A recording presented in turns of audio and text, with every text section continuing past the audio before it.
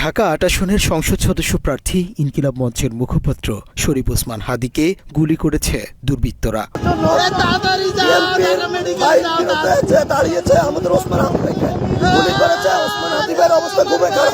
শুক্রবার রাজধানীর বিজয়নগরে এই ঘটনা ঘটে। পরে গুরুতর আহত অবস্থায় তাকে ঢাকা মেডিকেল কলেজ হাসপাতালে নেওয়া হয়।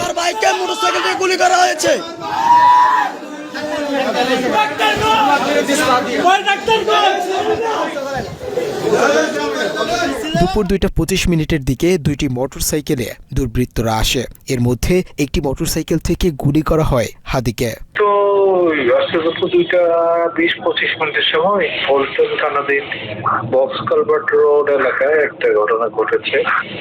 তো এটা আমরা প্রাথমিকভাবে কাজ শুরু করেছি, আমরা করেছি।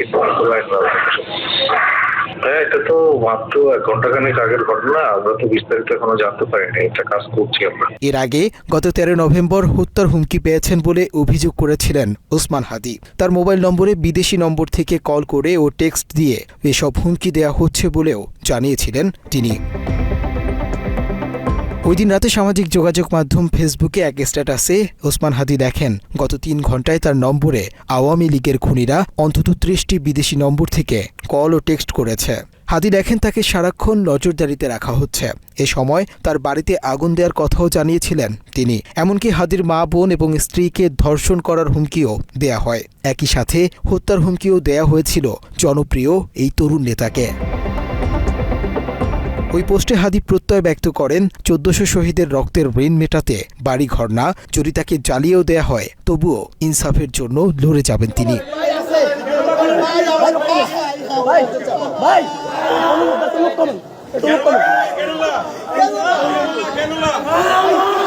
শেষ রক্তবিন্দু দিয়ে লড়ে যেতে চাওয়া হাদী এখন সন্ত্রাসীদের গুলিতে মৃত্যুর সাথে পাঞ্জা লড়ছেন।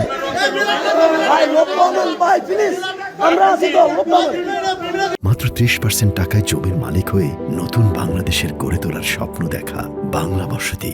ইনকিলাব মঞ্চের আহ্বায়ক গুলিবিদ্ধ শরীফ ওসমান বিন হাদীর জন্য বি নেগেটিভ গ্রুপের রক্তের প্রয়োজন বলে জানিয়েছেন তার অনুসারীরা। তারা বলছেন, ঢাকা মেডিকেলের ইমার্জেন্সিতে থাকা হাদীর প্রচুর রক্তক্ষরণ হয়েছে। চিকিৎসকেরা বি নেগেটিভ রক্ত জোগাড় করতে বলেছেন।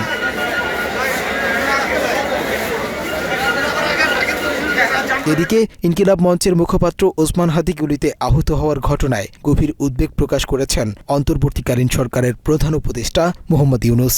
তিনি বলেছেন, নির্বাচনী পরিবেশে এমন সহিংস হামলা একেবারেই অগ্রহণযোগ্য এবং দেশের শান্তিপূর্ণ রাজনৈতিক অঙ্গনের জন্য এটি অত্যন্ত দুঃখজনক ঘটনা।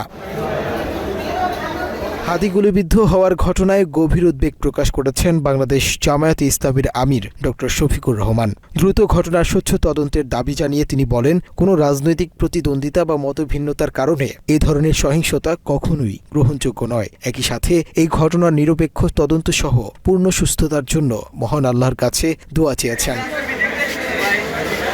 এই ঘটনায় উদ্বেগ জানিয়েছে বিএনপি, এনসিপি, গণ অধিকার পরিষদ সহ বিভিন্ন রাজনৈতিক দলের নেতাকর্মীরা। একই সাথে এই ঘটনায় ভারতের ইন্ধন আছে কিনা সেটিও গভীরভাবে তদন্তের আহ্বান জানিয়েছে তারা। মুনতাসির তাসরিফ, বাংলা এডিশন।